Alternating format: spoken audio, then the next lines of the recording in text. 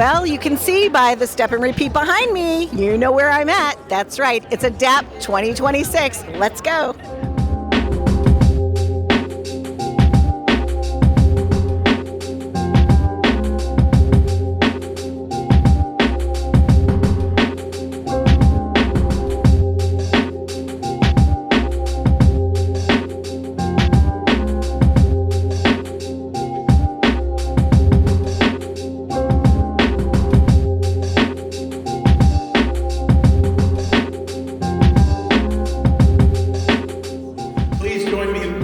Welcome to our new CEO, Jenna Mantel-Ricci.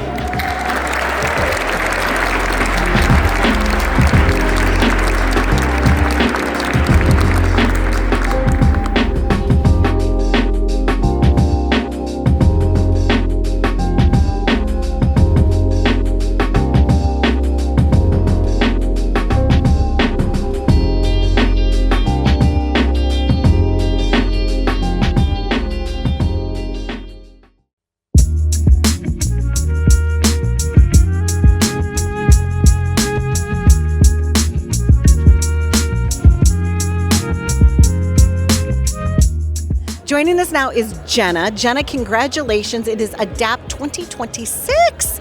You are the new CEO. How are you feeling about that, and what made you choose ADAPT? I am feeling wonderful, Donna. It is great to be here with you tonight. I am so excited to be the new CEO of ADAPT Community Network. I feel so privileged to be in this role. And what drew me was I have always been about improving the health and well-being of individuals and communities, and especially giving voice to those communities that have less of a voice in our society. And ADAPT is a natural place for me to continue that journey. And what excites me the most is at ADAPT Community Network, not only do we help individuals live their fullest lives, individuals with disabilities, but we're really working to reshape the entire world so that it can be more accessible and inclusive, which benefits all of us. Now, speaking of inclusive and benefiting the community, you're working on a playground, if you will. Let's talk about that. You're breaking ground, or you're already kind of starting to work on it? What we're doing is we serve over 1,200 children at our 10 preschools that are all across New York City. And Donna, what is a preschool without a playground? Okay. So tonight we are fundraising for those playgrounds, and we want to refurbish them and upgrade them so that they are beautiful, safe, inviting places for not only the children that we serve through our programs, but also children in the community, in the surrounding communities around those preschools. And that's just one example of how we are working actively towards building a more inclusive world. One thing that's wonderful about ADAPT Community Network is that you work together with about 20,000 of our population. That's a lot of people that you want to help, correct? It's a lot of people. How can the community help? What types of services, or is it funding that you need? How can the audience get involved? The audience can get involved. Well, first go to our website, Okay. www.adaptcommunitynetwork.org, and learn more about our programs and services. We do have an active volunteer program. We also have an active intern program for folks that are in high school or even college or graduate school. Lots of really interesting ways that people can get involved. Of course, we always appreciate donations and donations to ADAPT Community Network. And there are lots of different ways that folks can get involved, and the best thing to do is go to the website. Now, the organization has been around for a really long time, right? But 2026, you're moving forward because you have good technology, right? What are some of the tools that you're able to bring to people to help them? Sure. So adaptive technology has always been a part of ADAPT because adaptive technology helps the individuals that we support live more independent lives. And that is what we are all about. It's in our DNA. And we are always trying to harness new technology. So a couple examples are, think about home sensors that we all use. Those can really help with the safety and independence of a lot of the folks that we support. Or think about text-to-voice communication. That allows individuals who may not be able to express themselves verbally communicate with family and friends. And we've had some really interesting partnerships recently with technology companies, and we put the people that we support at the center of the design process so they can really help drive how technology is developed that supports them and then the greater society also. Joining us now is Kelly, and he is the board president. Congratulations. How are you feeling about that? It's great. It really is. I've been involved with this organization since 1993, and it's been an honor for me to be made the chairman. Ed Matthews, of course, I've known for years. He was a genuine inspirational leader, and we say we're the gold standard. That's not aspirational. We really are.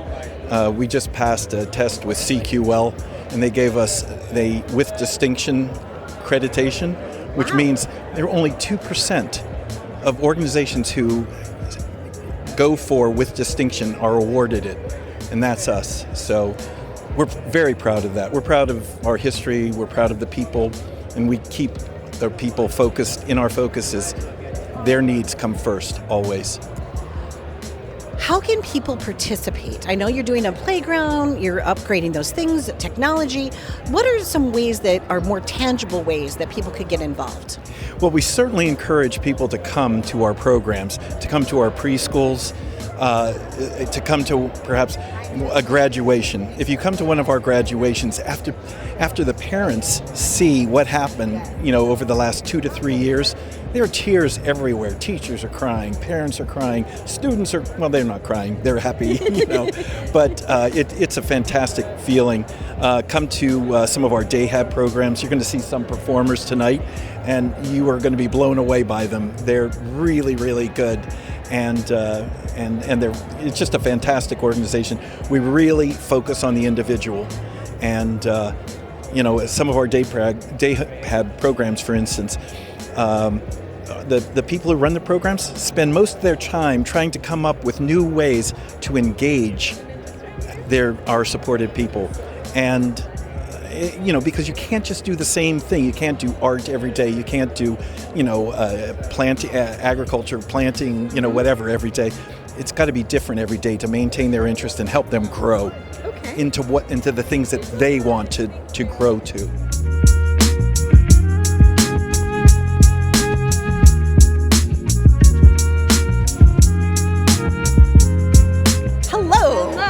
Hello, my friends. Hi, friend. This is 2026. Yes. And ADAPT, what brings you back year after year? Why do you care about them so much? The people, the direct support professionals, ADAPT's amazing staff, all the supporters, the people that come out and deliver the goods, and by the goods I mean the charitable goods. Every single year they show out. Last year we raised over $1 million. It's just a spectacular, especially given the economy. To see that love made manifest is just beautiful. It's beautiful. It gives me hope, and so I come back because I need it. I'm fiending for it, fiending for good news. Yes, we do need some good news. Yes. They've had some good news at ADAPT. They've been able to hire a new CEO. Yes. So congrats to Jenna, right? Because that's exciting. And congrats to ADAPT. One of the things that we see a lot of celebration going on behind us. Celebration. We're having a great time. We're having. Are you really? What's your name? This is Sophia. Did you see I'm it? Sophia. Hi, everybody. Have a great time. Yay, celebrate. Okay, we'll go this way. Okay. Okay. We'll relocate. All right. Good to see you, Sophia. All right, here we go. So, see, and that's what it's like. It's just family getting together, having fun, celebrating life, making a difference in the lives of others. Gail, growing up, did you know someone that needed some adaptive equipment or anything? Was there a reason that you decided to be supportive? Absolutely. Not growing up, but my husband, when I met him, his niece, Catherine, who became my niece, because, we got married, that's how that works.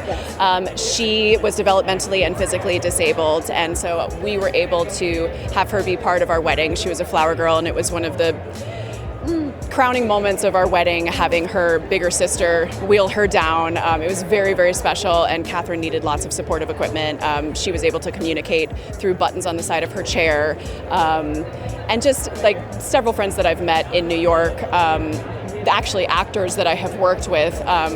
My friend Tobias Forrest is a wheelchair user. He's a quadriplegic. Loves his chair, needs his chair, takes it everywhere. It's part of him. And then my buddy John Lawson, who's a double amputee. I've worked with both of them in the feature film Daruma and learned so much just about what we need to be doing in our industry to make that visibility something that we don't have to strive for anymore. It's just happening. Yes. And the cool thing about that film is that it wasn't about their disabilities. They were just regular old people. I think so too. I think that having conversations and educating people and enlightening people and having an acceptance around things and realizing that people are just people. Correct. Right? Like, yes. I wear contact lenses, do you wear contact lenses? Do you wear contact lenses? There are people that just need to have an awareness instead of like looking at somebody or, offer to open the door. They might not even accept you to open the door because they could probably open the door themselves, but it's just about being respectful of one another. And also, I think curiosity is fine. I think curiosity is beautiful because that's how we have conversation and realize that there is so much common ground that we share. And that goes with everybody. If they are a different race than you, religion, creed, sexuality, whatever the case, we just need to be more curious with each other. And that's where the humanity comes forth. And that's why I love being here, because what you see displayed is the best of us. And I think that that's the most important thing.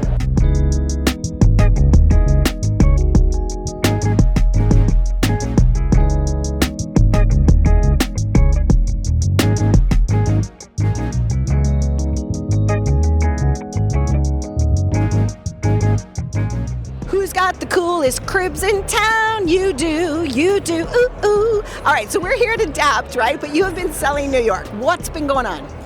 Well, I've been selling New York City on Netflix and also all throughout the city, but really happy to be here with Adapt with Change. An amazing group of individuals who are dedicated to providing services for people with disabilities since 1946. Amazing, right? I wasn't born in 46, were you? I wasn't born in 46. We weren't here yet. We weren't here yet, but we're here tonight, and tonight's what matters. Yes. Here to raise money and funds to help truly make a difference. What they do with the money is extraordinary.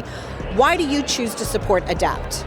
Well, Adapt's mission is really near and dear to my heart. I grew up with a sister with disabilities, so I know firsthand what it's like and the support and services that these folks need to, integrate into community and really kind of have a great life that they should have. So their mission is really close to me, and they've been doing it for so long, and over 100 different services they provide. They're the largest provider of services for people with disabilities in New York State and New York City.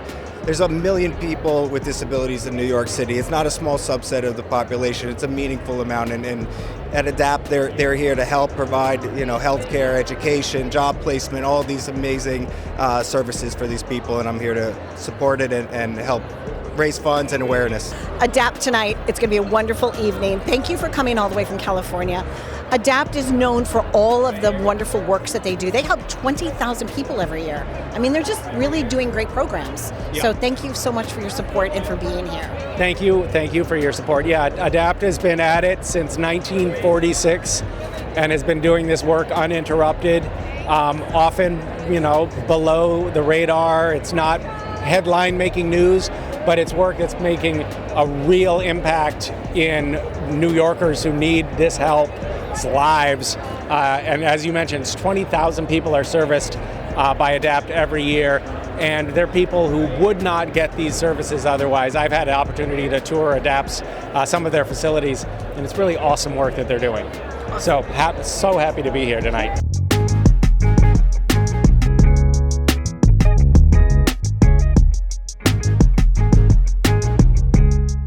Okay, so we found another Western Mass boy. Misha's from there. You're from there. I heard that it goes back to 7th grade. It does. Okay. And it bears mentioning that I was there first. You were? Yeah. He felt intuitively like he needed to move there after, hearing and feeling my presence. But yes, we're both from the hill towns of Massachusetts. How is it that you both kind of ended up into the creative arena? Directing, writing, producing, doing things like that. Did you have like a 7th grade teacher that kind of was an inspiration for you both? Or like, how does that happen? Well, we did. Well, it's a weird one. Okay. It's a weird one. we were so far away from that world. I mean, we both come from very culturally eccentric families. So maybe on somehow maybe you could have predicted this, but we were drawn together. Actually, in our class, they had a kind of a bifurcation that occurred where they would put one person in the math program and one person in the English program. In the writing kind of like in the kind of gifted version of that. I ended up in the writing program and Misha ended up in the math program, which is a source of great consternation for us right now. And I think what happened then is it started a kind of lovely rivalry between the two of us, at which point we both decided that we didn't really care what happened in life as long as we beat the other one, as long as we won. Okay. Do you know what I mean? Yes. So but he wins tonight. Tonight's his big win. And it's really important that he wins a few. Okay. Do you know what I mean? Because otherwise it's just no fun. No. And that's partially why I came tonight. It was just to, I really want to honor when he wins so that it's more fun for me. I got it. You understand. And what's coming up for you? Do you have a goal or something that you're hopefully, secretly trying to achieve that you'd be willing to share with me? Because I asked you nicely. What are you up to is basically what I'm asking you. What's on your desk? I make films very slowly. I have a long gestation period. So I'm right at the end of that now, and I'm just about to make a very big film that's a New York period piece that you will be hearing about. Okay. But it's just about to move into a deeper part of pre-production, basically, and I'll be shooting it maybe the end of this year or the beginning of next. Do you have all your locations picked out?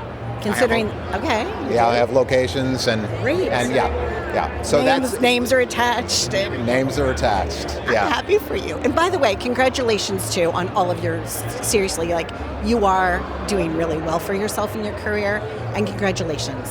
I'm like, I was talking to James, and I said, "Do you think he'd talk to me?" And he's like, "Well, go ask." So, thank you.